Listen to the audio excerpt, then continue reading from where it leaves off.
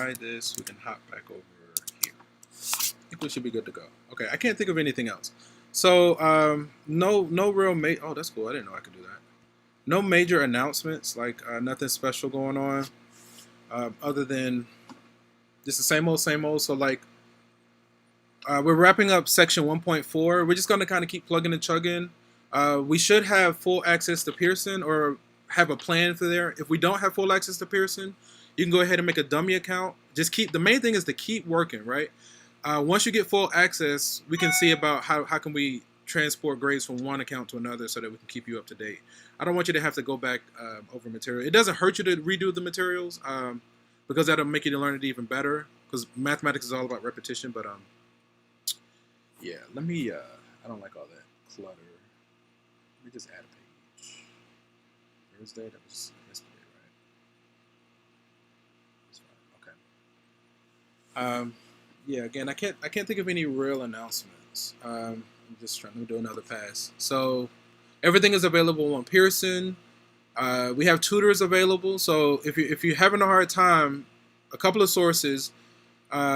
Pearson is a powerful source. Pearson explains how to do every question. So if you haven't been using that question help in the upper right hand corner, make use of it. Yeah, it doesn't hurt to have a few contacts of a few of your classmates. So I want to say you guys should be able to do a private message to each other. Okay, so like it wouldn't hurt to just get have the contact of at least about 3 of your classmates in all of your classes, honestly. So like if anything goes left, or you can always have somebody to kind of piggyback off of. So having a few of your classmates' contacts is a good idea. Reach out to the tutors. Like tutors you've already paid for tutors, right? It's included in our tuition. So a lot of the times the tutors are just sitting there waiting to be asked questions. So just take advantage of it. You've already paid for it. They should definitely be able to help with this subject. And then if you can't get it from Pearson, your classmates or the tutor, that's at that point is the ideal time to come to me. Oftentimes, the students come to me directly without having thought about it in advance. Then when I give the explanation, it kind of goes over the head. But if students okay, they've been stuck for a little bit, they did what they can on their own, they worked it out with their classmates, they linked up with the tutor, then at that point, then when I do the exact same presentation, usually I can see the click, and you can see it's clear that they get it, right? So that's usually the recommended protocol. But I mean, if you want to come to me direct, it's totally fine. I would do emails and things of that nature.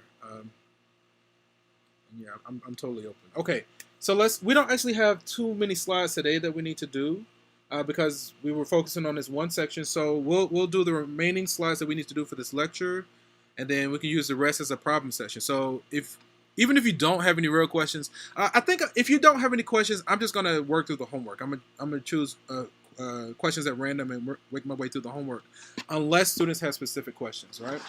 So let's take the time to go ahead and finish out this section. I need... ¿Dónde está? ¿Dónde está? Está aquí, okay. Trusty Dusty Pen. Okay. So let's take a look and see. So now, let's see, the last thing that we talked about, so it should have been the step function, right? So we were going through a library of basic functions. Some of the basic functions that we have, so the most basic function that we have is like y equals a number, right? That's going to be a horizontal line through whatever that y value is. Then we have y equals x. So that's called the identity function. The first one was called the constant function. We have y equals x squared, which is called the squaring function. Y equals x cubed, which is kind of like makes an s. Y equals x squared is like a u. Square root is going to be the top half of a sideways parabola. Absolute value is going to be a v. So, we're going to have these functions, and we're going to keep calling on them and keep reviewing.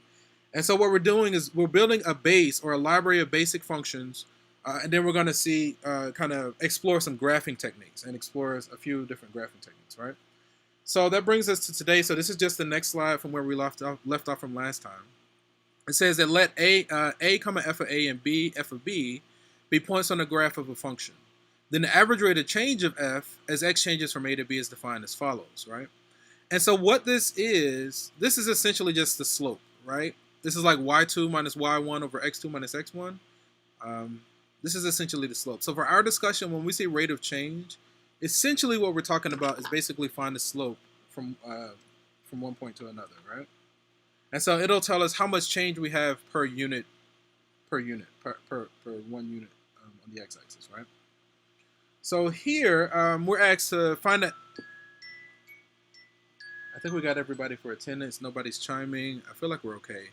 So I think I'm gonna go ahead and lock out the session. I think we got everybody for attendance. Feel free to unmute yourself if you have a question, and I'm gonna lock the meeting. And I'm also monitoring the chat. So if you want to like either unmute yourself, can you guys hear me? I think you can. Let me turn this down. So again, you feel free to either unmute yourself or type it in the chat if you have a question or if you just needed some attention. So in this example, it says find the average rate of change. We have f of x equals this as x changes from 1 to 3, right? So let's basically find the slope, right? So we have a set of ordered pairs. So when x is 1, if we plug in 1, what is that? 2 minus 3, the output is going to be -1. So that's one ordered pair. When x is 3, 9 times 3 is 27. 27 minus 2 is what? 25. So that's going to be a -25, right? So we have this ordered pair. So if we want the average rate of change as x changes from 1 to 3, basically find the slope between these 2 points, right? Average rate of change is the same as slope. So in this case, we're going to do f of b minus f of a over b minus a. Or I think we can switch it around, right? No, what we have is fine. This is fine. Okay, let's keep rocking and rolling. So xy, xy, we're going to say -25 minus a -1 over xy, 3 minus 1. All right, we keep going. -24 over 2 is -12. All right, so this is the result that we got. Okay, again, stop me if anything is not clear or if we need to go back over anything in particular. Okay, let's see, how do we do? -12 is good to go.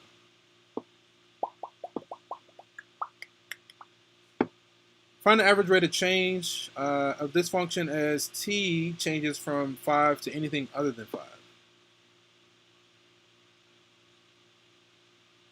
From A to B. So B is the second thing. So, okay. So what we're going to do here,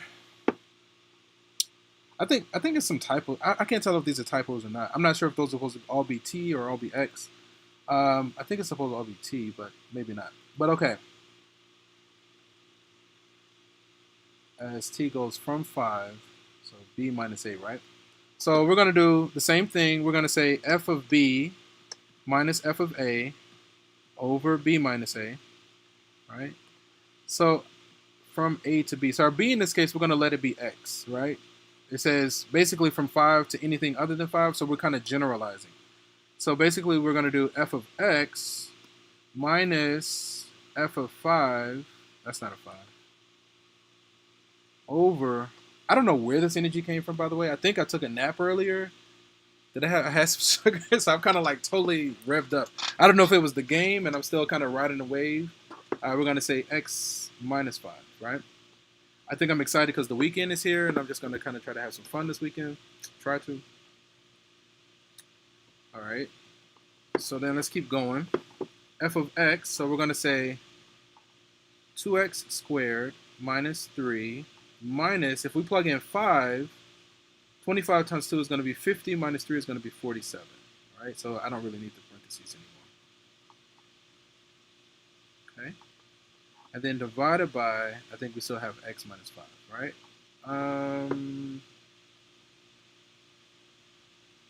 Okay, let's keep going. So we can factor out here. I'm going to kind of skip a step a little bit here. We're going to have 2 times x squared minus, now -3 plus -47 is going to be -50. When we factor out that 2, it's going to become -25. We still have this x minus 5. So then this is a special factoring scenario. We have difference of squares, right? So this factors, the top is going to factor into x minus 5 times x plus 5. The bottom is still x minus 5.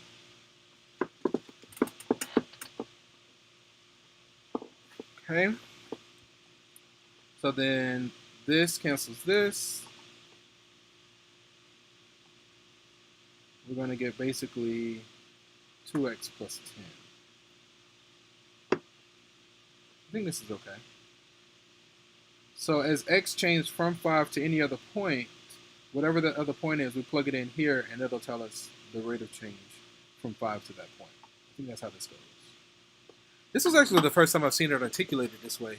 But that's what math is all about. Like, if you have a strong when we bolster our foundation, then as we start to get curveballs and changes, we know how to address the changes, right? That's kind of how that goes. Let's look at this, right? 2x plus 10. Okay. I think I'm going to turn on my diffuser. Let's go ahead and open up the next one. Oh, so, okay. Give me just a moment.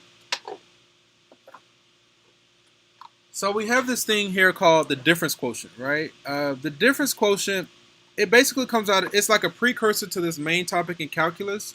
In calculus, we have this notion called derivatives. And the derivative is this, it tells us basically the slope of a tangent line at a point. And so, like if you have a curve, and say we have a point on the curve, and we have a line that intersects the curve like this, so that's called a tangent line. It's going to intersect the curve at one point in a special fashion. It doesn't cross the curve, it kind of like graces the curve. Versus a secant line is going to cross the curve at more than one point. And so as that second point gets closer and closer to the first point, we get a better and better approximation of the slope of the tangent line. I know this is all kind of like in the air. But that's what this is kind of talking about, right? So h kind of serves as like a change. And in calculus, what we do is we say let h go to 0. The limit as h goes to 0, as a change goes to 0. Then we get a better and better approximation for the slope of the tangent line at a point. I know that's a mouthful. You don't really have to worry about any of that. And it's not really as complicated as it sounds. We're trying to like, what I did with that was just... I don't know, Professor. I don't know, man. I know it sounds like a lot. It sounds like a lot, but that's because we don't really have context. And really that presentation is better with an image. Like if we have like an animation, it's a very simple notion. It's just kind of hard to hear out loud. But you don't have to worry about any of that. You don't have to worry about any of that. So here, so again, this is like a precursor to derivatives. And so what we can do here is totally within our grasp for college algebra, right? All we're going to do, this is called the difference quotient. We're going to take a function. We're going to evaluate f of x plus h, and then basically just simplify it down. Keep working it over, right? It looks intimidating, but it's not as bad as it looks once you work it a few times. Okay? So let's see it in action. Let's see it in action.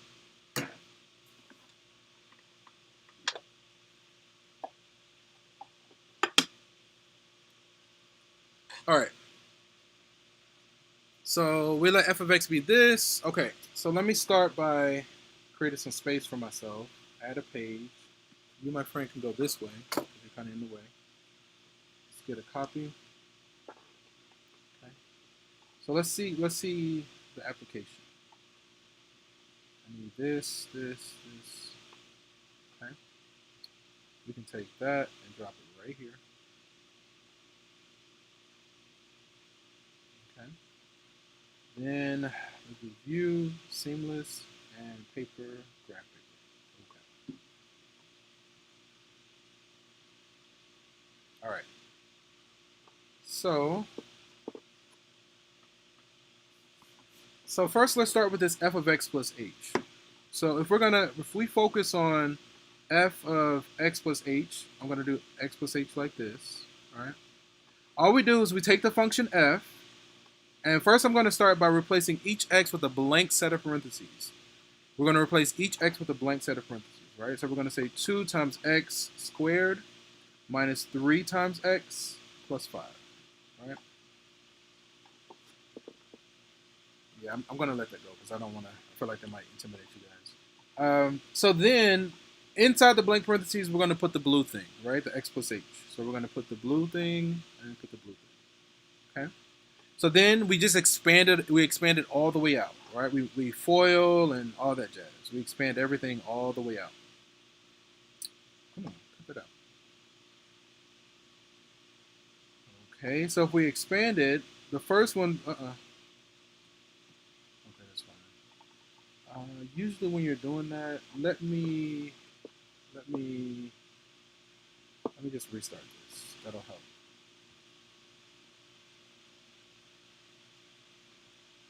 We're working this one. We left off. So we lost all our work. That's okay. Let's go paper. This. Let's go view and seamless. Can we paste? Awesome sauce. That's exactly what I needed. Okay. Alright, cool beans. Alright, let's start over. So again, first we're going to focus on the f of x plus h, right?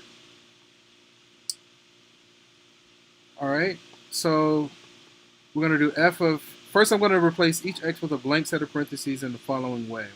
We're going to say 2 times x squared minus 3 times x plus 5, right? Now what goes into all of these blanks? Again, we did the blue x plus h. X plus h, this blue thing, and this blue thing, right? So then we expand it all the way out. So we're going to have 2 times.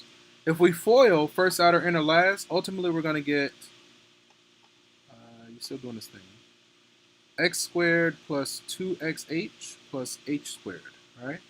If we distribute the negative 3, we'll get negative 3x minus 3h, and the 5 comes down. Let's distribute this 2. Okay. So then we'll get 2x squared plus 4xh plus 2h squared minus 3x minus 3h plus 5, right? So that's going to be the first part expanded all the way out. So now let's do the numerator. So this was like the first part. So in the second part, now we're going to focus on f of x plus h minus f of x.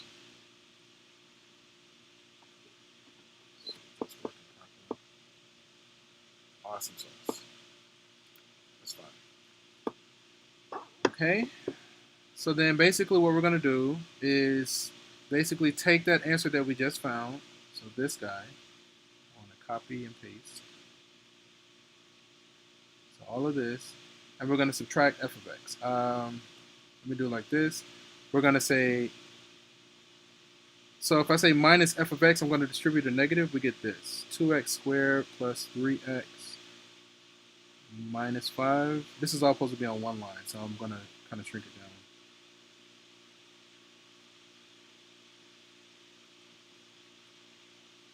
All right, so we subtracted f of x to get this. Okay. So then what happens, there should be some cancellations going on. So when we subtract f of x from that answer that we got, this cancels this, the 3x cancels this, and this 5 cancels this 5. Okay, let's write what we finished with. So then what's left over, we have this 4xh plus 2h squared minus 3h. Notice that all the terms have h, right? So then the third and final step, we're ready to address the whole difference quotient. We're going to say f of x plus h minus f of x divided by h. So basically we want to say that answer that we got, which is this, and we're going to divide by h, right? Notice that everything on top, we can actually factor out an h. Let's factor out h. If we factor out an h from everything on top, we're going to be left with 4x, 2h squared minus 3 divided by h. Again, these guys cancel each other, and this is our desired result. Sorry, that squared is no longer squared. 2h. Okay. So let me make this disclaimer when it comes to math, and this is just how I personally feel, and I feel like it's accurate. It's really difficult to follow somebody else's work. Like even though I'm a mathematician and I do this stuff day in and day out, I struggle to follow other people's work. It's not easy, right? So the purpose or the intent of these experiences or interactions is I'm just trying to give you ideas. I'm trying to show you that, hey, this is possible. Everybody has to go and get intimate with the information. You have to actually take time and like sit with it yourself. and find your own way. And then when you can't find a way, that's when you start asking for help, right? But, you know, again, my intent when I do these presentations is to give you ideas, show you, hey, it's possible. You got to try to go and kind of work it to get it to work for you. But trying to follow someone else's work it will bore a hole in your head. Like you'll be kind of like dazed and standing there like in Mortal Kombat, and he's like, finish him, and you kind of like this. That's how you feel. I feel the same way when I try to follow somebody else's. So again, the idea here is the recommendation, honestly, is to look at this stuff in advance. Try to work the examples before we go in class. If class time is the first time that you're seeing it, it can be a little intense. But if you've like looked ahead and you try to work the examples as best you can before class, idealistically, when I present it in class, you want that to be a review. That's the better position to be in.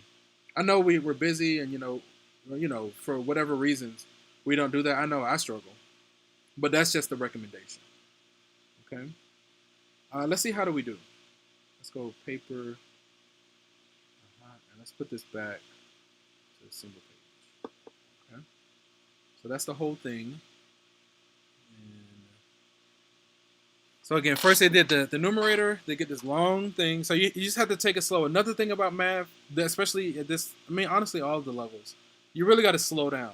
I know in this internet technological age, I know I don't want to slow down. I want to go fast, personally. I want to just, like Ricky Bobby. And I know all my analogies are outdated, but, you know, I don't know.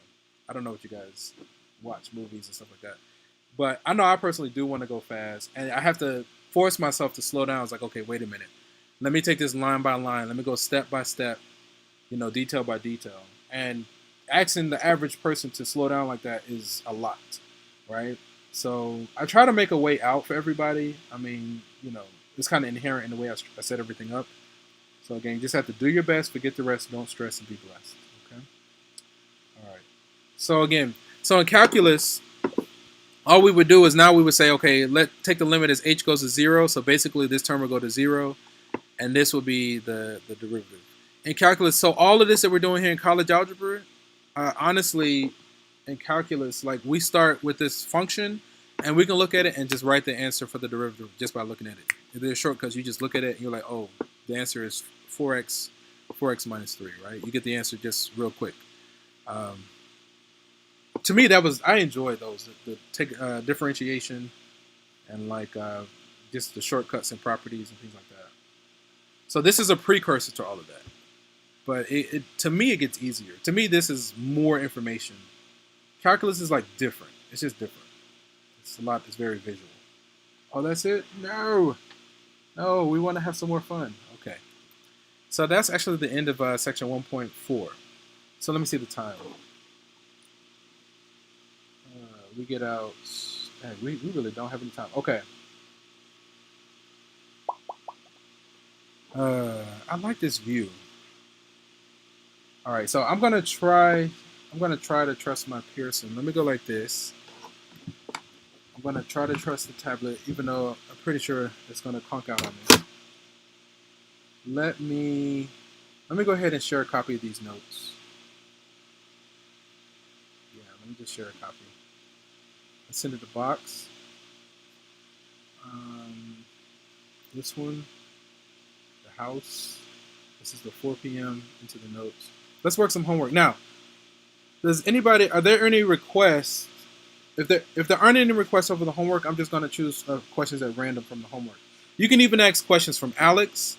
You can ask questions from the homework, from anything that we're working on. As long as it's related to what we're working on, then, you know, it should be good.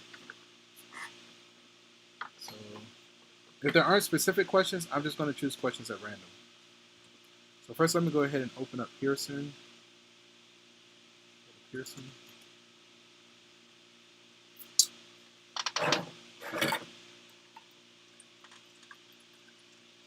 Yeah, I'm totally excited that it's the weekend. Yeah, this is fine.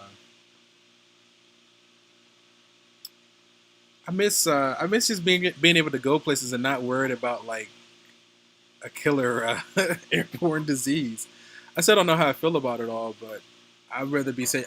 I'm of the mindset better safe than sorry.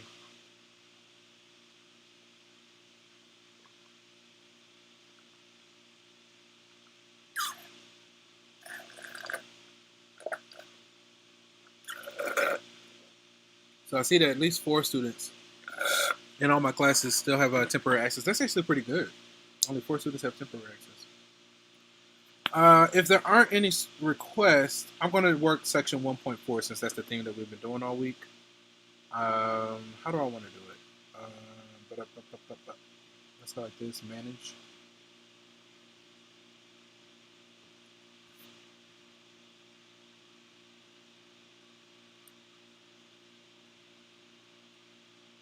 See, I knew you was going to do like this. Come on.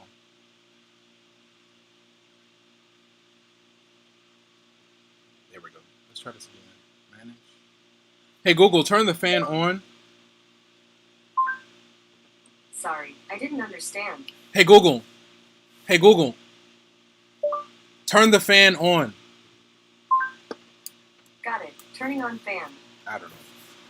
You have to, like, project your voice. 1.4. Let's go preview. Let's just preview. Right? Okay, so I'm monitoring the chat.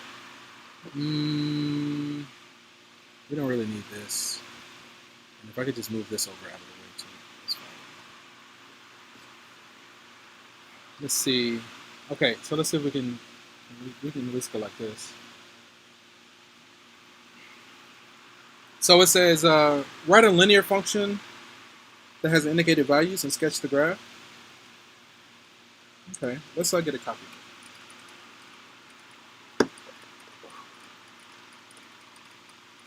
You're bugging. Let's go like this. Slope-intercept form.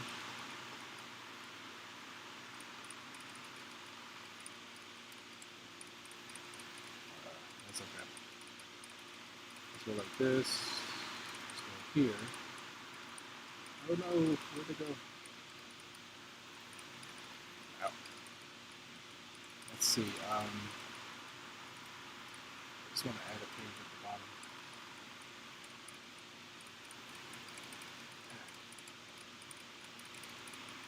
Oh, you didn't switch back.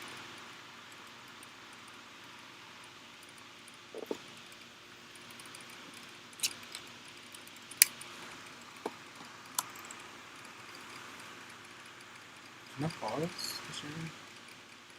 Okay. Let's go here.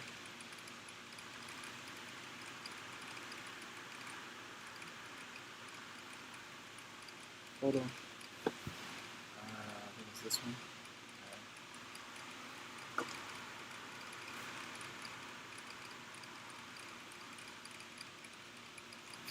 Okay.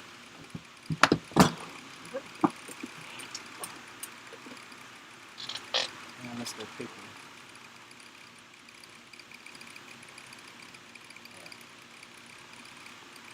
So this is the first one from section 1.4. It says write a linear function that has indicated values and sketch the graph, right? So this is saying what when x is 0, y is 11, and when x is negative 11, y is 0, right? Linear function. So let's go ahead and find the slope first. So again, slope is y2 minus y1 over x2 minus x1, right? So then that's going to be xy, and again I usually go x1 y1, x2 y2. So that's going to be 0 minus 11 over negative 11 minus 0. Then we get a positive 1. Right? And I'm a fan of y equals mx plus b. All right. Well, we'll do one more after this, and we'll call it a day. So let's see. I'm going to choose. Oh, we already have the y-intercept. When x is 0, y is 11. So we know that tells us that b is 11, right? So we have our slope, we have our y-intercept. So then we can say y equals x plus 11. Let's make sure, and if we want a function notation, we'll do f of x equals x plus 11, right? Let's make sure that these work.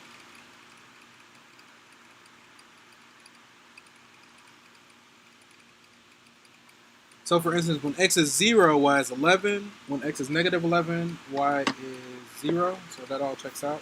We got x plus 11. I think we said x plus 11. And then graph. So the y-intercept was a positive 11. And it has a positive slope. We also had what? Negative 11, 0, so I'm going to go C. Okay. Let's see.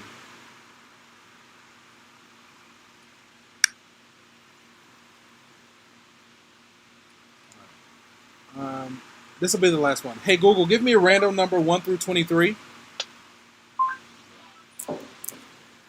Here's a random number, 11. 11, that was close. 11, what's with the 11s? Activation range. Let's see. Use the given graph of the function to find the following: the intercept. So first, let's start with the intercept. So this is our function, right? The intercepts. So the x-intercepts. It looks like the x-intercepts are -2 and 1. So I'm just going to put -2, comma 1. Did I put comma? Okay. The y-intercepts is just 2. 2. The domain, so the domain is the very left to the very right. All right, what's the very left? The far left is -3. The far right is 3. All right, so we're going to say -3 to 3, and we include those endpoints. So I'm going to use square brackets. -3 to 3. The range, the very bottom to the very top. The bottom is 0, the highest y value is 3, so we're going to say 0 to 3. And again, we reach those values, so we're going to use square brackets across the board. 0 to 3. Okay? What's the time? Let's just do one more for good measure. Oh, increasing. The function is increasing. Okay, a couple of different segments. So it's increasing from, we're going to do parentheses, from -2 to 0, so from -2 to 0, and it's also increasing from 1 to 3. X goes from 1 to 3. Okay, and then it should be decreasing. The graph is decreasing. Again, we use parentheses here from -3 to -2. So as x goes from -3 to -2, and there's another part where it's decreasing, as x goes from 0 to 1. 0 to 1. All right, cross our fingers. All right, I think that's actually more than enough. Okay, guys. You guys were awesome. So hopefully we got attendance credit. Hopefully you got something that would serve you. Okay. Have a good weekend. I can't think of anything else. Okay. Have a good weekend. We'll pick back up on Monday. Take care. Stay up, Professor. Go ahead. Take care, everyone. Have a great weekend. Yep. Thank you. My pleasure.